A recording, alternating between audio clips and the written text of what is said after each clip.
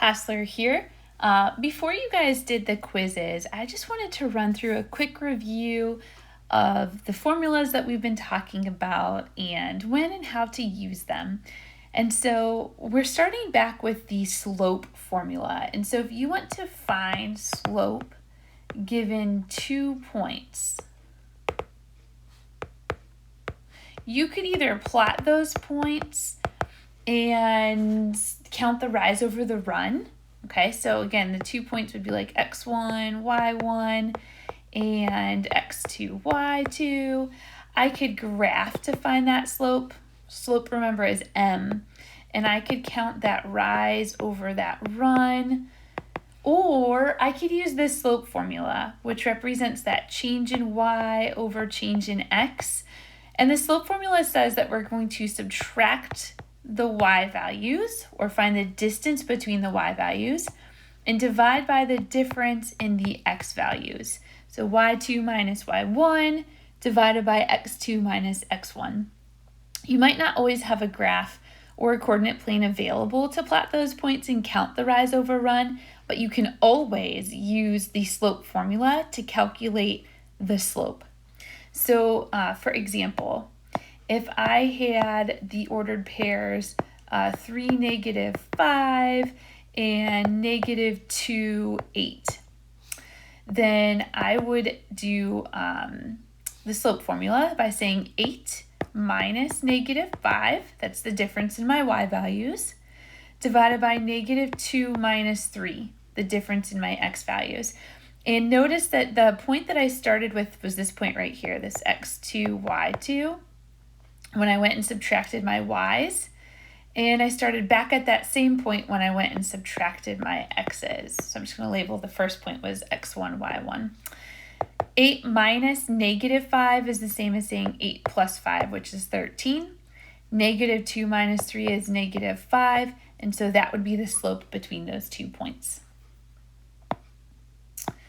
All right, the next thing that we talked about was using that point slope equation.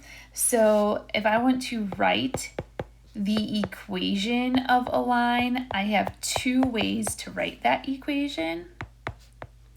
And again, writing the equation of a line means that, if I were to type into Desmos or some graphing program this equation, what would be produced would be a line, okay? A line on a graph, something like this. Okay, so I want to write an equation that would represent that line. I want to write an equation so that I could put x values into the equation and get y values out to create these ordered pairs. So there are 2 ways to write those equations. And one way to write that equation is the point slope form. So the point slope equation.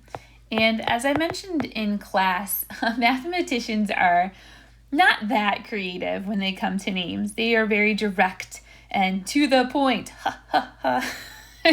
when it comes to naming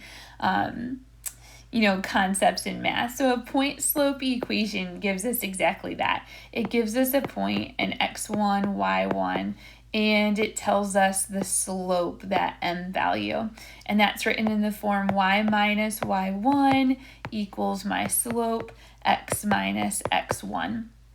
And so for example, if I tell you that you have the slope of 1/2 and the ordered pair of 3, -7, my equation would be y minus -7, that's y minus the y coordinate, equals 1/2 times x minus 3, x minus the x coordinate, and we have talked about simplifying that y minus -7 is really y plus 7 equals 1/2 times x minus 3. Okay, another way of thinking about point slope form is saying, hey, if I give you the equation y minus 9 equals -2x plus 1, what is the ordered pair I can pick out, and what is the slope?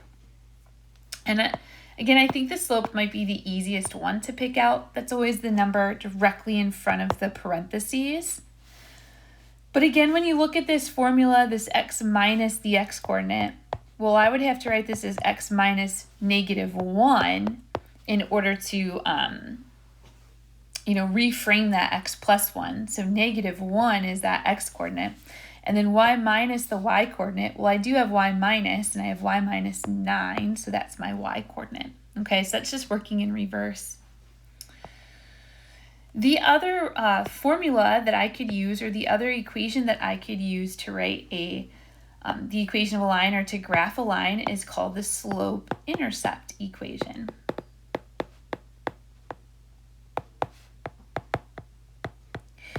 And this is the one that you guys talked about last year. Again, the slope-intercept equation is named exactly for what it gives you. It gives you this slope, and the intercept it gives you is the y-intercept. And remember, that's written as an ordered pair 0, comma, whatever number I cross the y-axis at. That's the b value, okay? And so this equation is y equals mx plus b, okay? And again, b is that y-intercept, or the point where I cross the y-axis. Okay, so for example, if I say that I have a slope of 9/2, and I have the point 0, -11, which is the y-intercept, I know this is the y-intercept because x is 0, then I would have the equation y equals 9/2, that's my m, or my slope, x, and instead of writing plus a -11, I can simply just write -11. Sometimes, though, I'm not given the y-intercept. So let's say that my slope is 3, and I have the ordered pair 4, comma, -5. This is not the y-intercept, and I know this is not the y-intercept because x does not equal 0. That means I cannot jump straight to this equation. The strategy in this particular case, then, is to write a point slope equation. So y minus -5, which is the same as saying y plus 5, equals my slope of 3 times x minus the x coordinate of 4. And then my job is to isolate y. So the first step in doing that is to distribute the 3. I get 3x minus 12. I rewrite the y plus 5. And then I subtract 5 from both sides. I get y equals 3x minus 17. So my slope is 3, and I know that. That's what was given. But the b value, or my y-intercept, and I like to write this as an ordered pair, is 0, -17, okay? And so that comes from first writing that point slope equation and isolating y. So I just wanted to go back through and review those key ideas before you work through the quizzes. And these are key ideas that you can keep with you throughout the week as you prepare for your quiz next week. As always, feel free to ask questions in class, and we'll see you tomorrow.